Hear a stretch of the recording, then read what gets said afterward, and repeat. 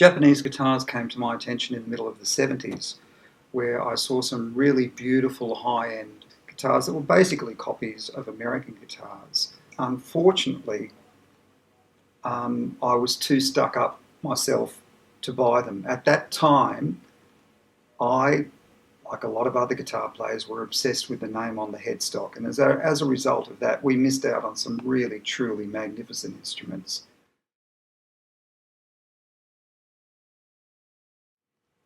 I became aware of Tokai later in the 70s, late 70s, definitely by the early 80s, where I saw some local guys playing them.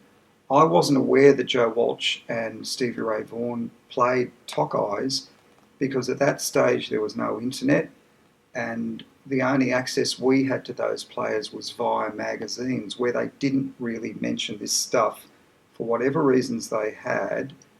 When Joe Walsh and Stevie Ray were interviewed, mostly the other brand names came up. Now I know that they were playing Tokais, as were a number of other guitar players, but we didn't have access to that sort of information back then.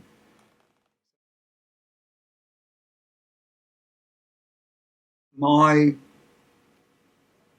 recent dealings with Tokai started about 10 years ago when I was looking for an SG, and I live in Melbourne, and I looked for SGs for about 6 months.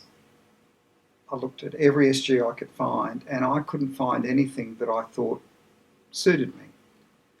One day I went out to Paul Gale's Soundworks in Ringwood, just outside of Melbourne, and he had a Tokai SG, a mahogany Japanese Tokai SG.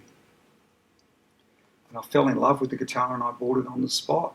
And that started my recent journey with Tokai guitars.